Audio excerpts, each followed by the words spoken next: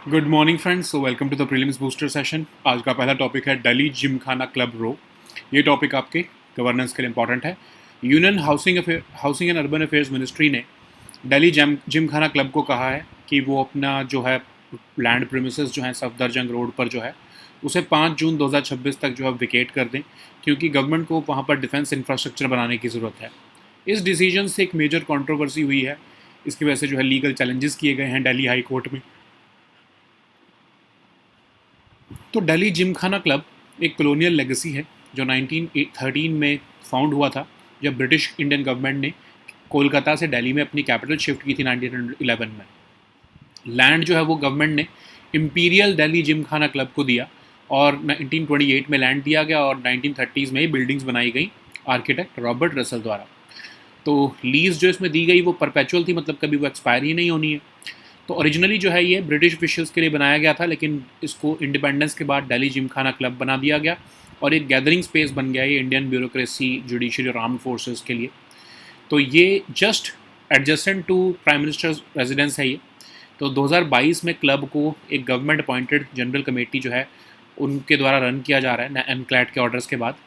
Corporate affairs ministry ने NCLT को approach किया था कि क्लब जो है वो बहुत सारी नॉर्म्स और जो की वॉलेशन में चल रहा है, तो इसलिए जो है इसकी जो है मैनेजमेंट जो है वो ट्रांसफ़र होनी चाहिए।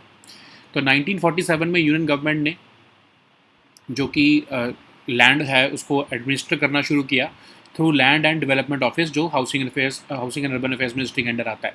तो ये LNDO जो है ये ही जो है वो रेजिडेंशियल कॉलोनीज़ के लिए लैंड देना, इंस्टीट्यूशंस के लिए, क्लब, पॉलिटिकल पार्टीज़ के लिए देना, ये सब काम करता है। ओवर द ईयर्स LNDO जो है उन्होंने बहुत सारी रेजिडेंशियल प्रॉपर्टीज़ को लीज होल्ड से फ्री होल्ड में कन्वर्ट कर दिया है। लगभग 60,000 में से 35,000 प्रॉपर्टीज़ जो है वो लीज होल्ड से फ्री होल्ड में कन्वर्ट हो चुके हैं बाय 2021। अब LNDO ने क्लॉज 4 ऑफ लीज डीड का जो है वो हवाला देते हुए कहा है कि गवर्नमेंट जो है वो किसी भी पब्लिक पर्पज़ के लिए किसी लैंड में री एंटर कर सकती है। गवर्नमेंट ने कहा कि जो ये लैंड है जिमखाना क्लब का, ये डिफेंस इंफ्रास्ट्रक्चर स्ट्रेंथन और सिक्योर करने के लिए और बाकी के पब्लिक सिक्योरिटी पर्पसेस के लिए ये गवर्नमेंट को चाहिए। LNDO ने फॉर्मली डिक्लेयर किया है कि जो लीज़ है वो अब टर्मिनेट हो रही है और गवर्नमेंट यहाँ पर अब इमीडिएट इफेक्ट के साथ एंटर करेगी और प्रेसिडेंट ऑफ इंडिया के अथॉरिटी के साथ। तो LNDO ने जो है वो ये भी कहा है कि जो एडजॉइनिंग गवर्नमेंट लैंड्स हैं वो भी जो है वो साइमल्टेनियसली क्लियर किए जाएंगे, जैसे स्लम्स वगैरह रेस कोर्स रोड पर एनक्रोचमेंट्स में से हटाई जाएंगी। एक लार्जर इंटीग्रेटेड प्लान है फ्री अप करने का एंटायर सराउंडिंग एरिया को for defence and governance infrastructure purposes. अब इस एविक्शन नोटिस ने कई तरह के मल्टीपल लीगल चैलेंजेस जो हैं दिल्ली हाई कोर्ट में भी जो है इनवाइट कर दिए हैं। नेक्स्ट हम टॉपिक देखते हैं Sarthak public distribution system scheme. Topic आपके गवर्नेंस के लिए इंपॉर्टेंट है। Cabinet committee on economic affairs ने prime minister prime minister chair करते हैं, उन्होंने सार्थक पब्लिक डिस्ट्रीब्यूशन स्कीम को जो है वो अप्रूवल दिया है। तो ये एक अम्ब्रेला स्कीम होगी जो इंटीग्रेट करेगी 2 ऑनगोइंग इनिशिएटिव्स को। पहला है कि assistance to state agencies for intra state movement of food grains. दूसरा है scheme for modernization and reforms through technology PDS। Government का एम है कि एक सिंगल एडमिनिस्ट्रेटिव स्ट्रक्चर बनाया जाए इंप्रूव करने के लिए फूड ग्रेन डिस्ट्रीब्यूशन, और ये 2031 तक रन करेगी स्कीम। इसमें AI, machine learning, natural language processing, इन सब का इस्तेमाल होगा, एडवांस टेक्नोलॉजी का। स्कीम ये प्रपोज कर रही है AI इनेबल्ड एनालिटिक्स और ग्रीवेंस रिड्रेसल सिस्टम्स ऑल्सो, ठीक है। नेक्स्ट हम टॉपिक देखते हैं NHA estimates for India 2022-2023। Health ministry ने रिसेंटली रिलीज़ किया है national health accounts estimates India 2022-2023। अब NHA एस्टिमेट्स जो एनुअली रिलीज़ होते हैं, एक टाइम सीरीज एनालिसिस होता है एक्चुअल हेल्थ एक्सपेंडिचर जो गवर्नमेंट, प्राइवेट सेक्टर और बाकी के रिसोर्सेज ने किया है। इसको national health accounts technical secretariat जो है प्रिपेयर करता है। अब अगर हम इस बार के आंकड़े देखें तो जो गवर्नमेंट एक्सपेंडिचर है हेल्थ केयर में सिंस 2013-14 इंक्रीज़ हो रहा है। अब इसमें दिखाया गया है कि 1.3 लाख करोड़ जो था वो बढ़कर अब 3.8 लाख करोड़ 3.85 लाख करोड़ हो चुका है 2022-23 में। पर कैपिटा टर्म्स में भी 2.7 टाइम्स जो है गवर्नमेंट का हेल्थ एक्सपेंडिचर बढ़ा है। और अगर हम देखें share of government health expenditure in total health expenditure, वो भी 15 परसेंटेज पॉइंट से बढ़ा है। आउट ऑफ पॉकेट एक्सपेंडिचर जो होता है लोगों का, वो जो पहले 2% था वो जो पहले 43.4% था वो अब 2% हो गया, ठीक है। और अगर हम देखें प्राइवेट हेल्थ इंश्योरेंस का जो एम्बिट है वो इंक्रीज़ होकर 4% से बढ़कर अब 9.2% हो चुका है। नेक्स्ट हम टॉपिक देखते हैं Indian association for the cultivation of science. ये टॉपिक आपके गवर्नेंस के लिए इंपॉर्टेंट है। Union minister of state for science and technology जो है, उन्होंने 150 years of celebration of Indian association of for the cultivation of science Kolkata में पार्टिसिपेट किया है। 1876 में महेंद्र लाल सरकार जो है, उन्होंने IACS को जो है वो फाउंड किया था। ओल्डेस्ट इंस्टीट्यूट है ये साइंस से रिलेटेड इंडिया में, कोलकाता में लोकेटेड है। पहला रिसर्च इंस्टीट्यूशन था एशिया का जो एस्टैब्लिश किया गया था इंडियंस द्वारा for the cultivation of modern scientific research. Intellectual home रहा है बहुत से लेजेंडरी इंडियन साइंटिस्ट का, including sir CV Raman, Jagdish Chandra Bose, Meghnath Saha, N Bose. और इसकी फंडिंग जो है department of science and technology और गवर्नमेंट ऑफ वेस्ट बंगाल द्वारा होती है। नेक्स्ट हम टॉपिक देखते हैं clear technology. Topic science and tech के लिए इंपॉर्टेंट है। रिसर्चर्स जो हैं JNU के एडवांस साइंटिफिक रिसर्च में, उन्होंने रिसेंटली एक नॉवल इमेजिंग प्लेटफॉर्म डेवलप किया है, क्लिवेबल लाइट इरेज एंटीबॉडी रिपोर्टर। तो ये जो है सिग्निफिकेंटली इंप्रूव करेगा विजुअलाइजेशन और mapping of proteins with in biological samples. Scientist को एनेबल करेगा कि एक विजुअलाइज कर सके large number of proteins with in same biological sample एक सिंगल फ्लोरेसेंट मार्कर का यूज़ करते हुए। तो ये अलाउ करेगा इंक्रीजिंगली डिटेल्ड प्रोटीन मैप्स बनाना स्पेसिमेंस में से, सिंगल चाहे वो सिंगल सेल्स हों या कॉम्प्लेक्स टिश्यू सेक्शंस हों। तो ये हमारी अर्ली डिसीज डिटेक्शन में भी हेल्प करेगा और बेटर अंडरस्टैंड करेगा हमारे को इम्यून रिस्पॉन्सेज और सेलुलर बिहेवियर को अंडरस्टैंड करने में। अब ये प्लेटफॉर्म जो है प्रिसीजन मेडिसिन में भी बाद में काम आएगा। नेक्स्ट हम टॉपिक देखते हैं PM वानी स्कीम। टॉपिक इकोनॉमी और गवर्नेंस के लिए इंपॉर्टेंट है। तो डिपार्टमेंट ऑफ टेलीकम्युनिकेशंस ने series of user friendly reforms introduce किए हैं PM वानी फ्रेमवर्क के अंदर। PM वानी जो है वो लॉन्च किया गया था डिपार्टमेंट ऑफ टेलीकम्युनिकेशंस द्वारा 2020 में, ताकि पब्लिक वाईफाई हॉटस्पॉट्स बढ़ाए जा सकें, डिजिटल डिवाइड ओवरकम हो, इंडिविजुअल्स और बिजनेसेस जो है पार्टिसिपेट कर सके डिजिटल इकोनॉमी में, और लोकल एंटरप्रेन्योर्स को भी जो है वो मौका मिले। तो अब इसके अंदर क्या क्या इकोसिस्टम में कंपोनेंट्स होते हैं। पब्लिक डेटा ऑफिस जो मेंटेन करता है, एस्टैब्लिश करता है, ऑपरेट करता है वानी कंप्लाइंट वाईफाई एक्सेस पॉइंट्स, जैसे आपके पहले STD-PC होते थे वही है ये। तो अब पब्लिक डेटा ऑफिस एग्रीगेटर क्या है, ये PDOs का एग्रीगेटर होता है जो परफॉर्म करता है ऑथराइजेशन और अकाउंटिंग के जैसे फंक्शंस। फिर होती है ऐप प्रोवाइडर जो एक ऐप बनाता है कि बनाएगा जो कि रजिस्टर करेगा यूज़र्स को, वानी कंप्लाइंट वाईफाई हॉटस्पॉट्स सिटी में दिखाएगा। और सेंट्रल रजिस्ट्री है जो कि ऐप प्रोवाइडर्स PDOs और PDOs को रजिस्टर करती है, जिसको C. जो इस टाइम पर मैनेज कर रहा है। नेक्स्ट हम टॉपिक देखते हैं अलगोजा। ये टॉपिक आर्ट एंड कल्चर के लिए इंपॉर्टेंट है। राजस्थान के celebrated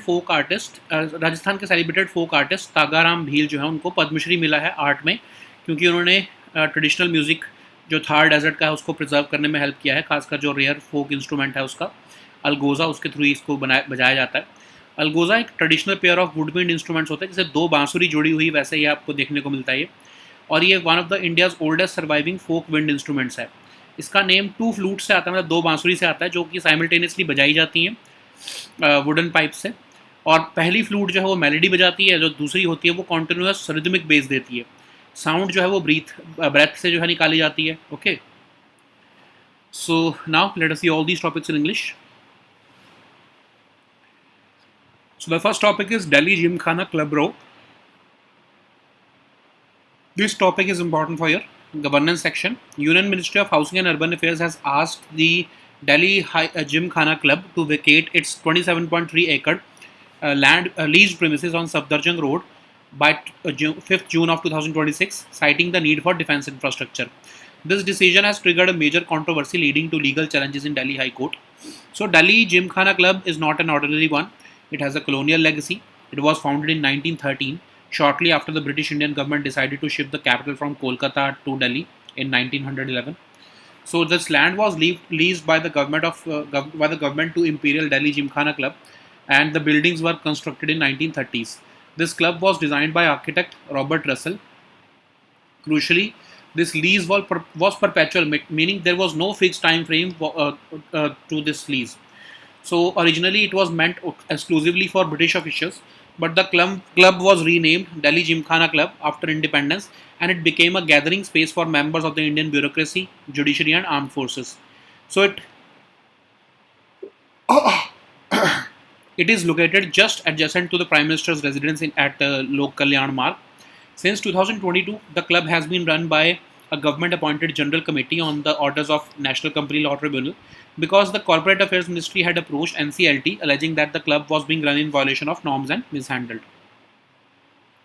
So, how land is administered in Delhi?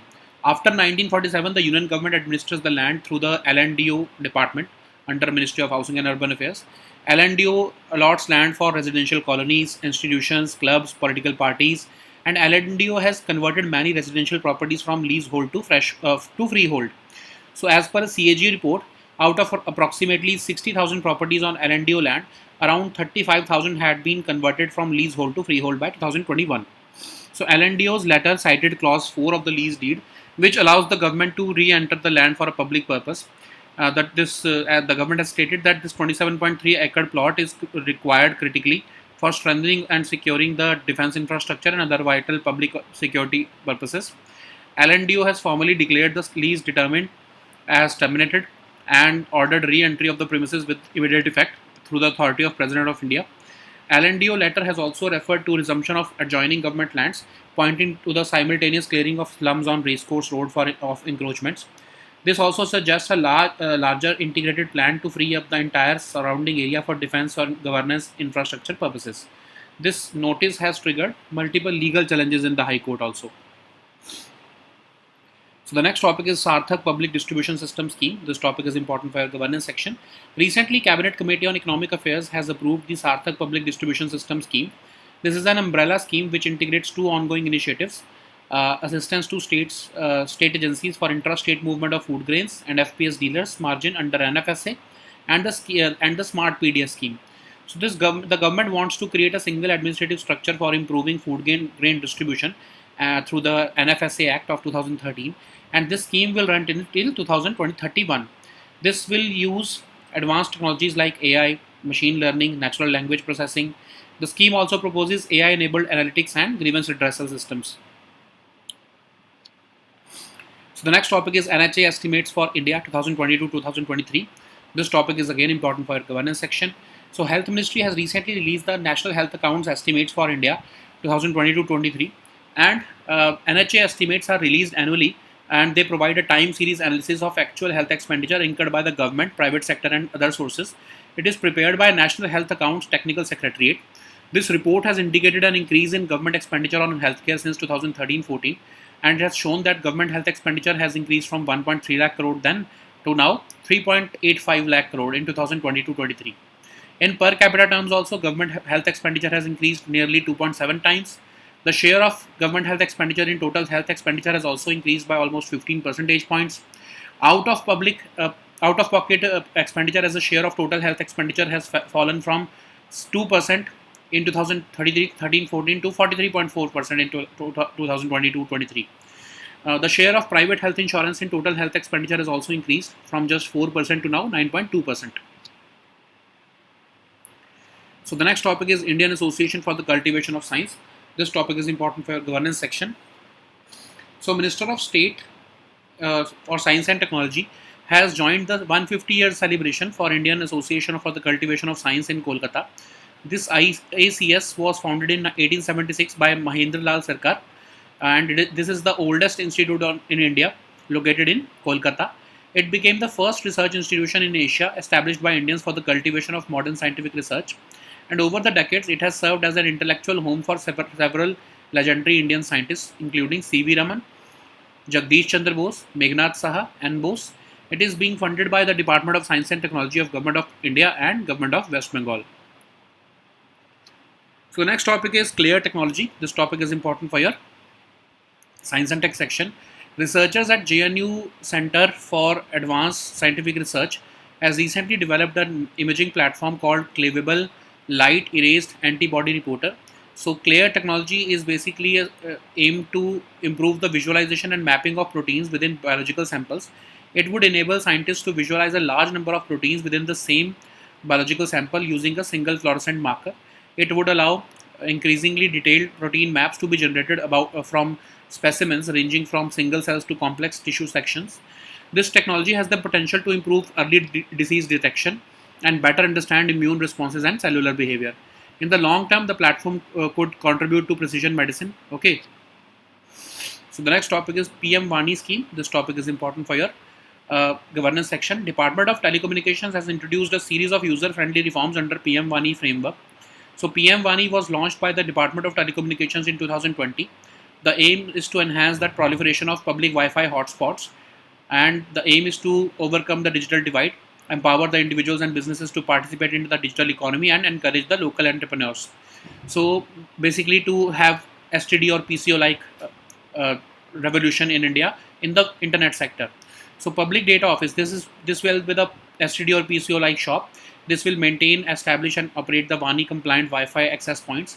Then we'll have the public data office aggregator. This will be an aggregator of PDOs and perform the functions related to the authorization and accounting. Then we have the app provider, which will develop an app to register users and discover Vani compliant Wi-Fi hotspots. There will be a central registry as well to maintain the details of these app providers, PDOAs and PDOs. Okay, and this is being currently maintained by CDOT. So the next topic is Algoza. This topic is important for your art and culture section. Rajasthan's celebrated folk artist Tagaram Bhil has received the Padma Shri in art for preserving and promoting the traditional music of Thar Desert through the rare folk instrument called Algoza. So Algoza is a traditional pair of woodwind instruments, and it is one of India's oldest surviving folk wind instruments. This name comes from the idea of two flutes because it is played using two wooden pipes simultaneously.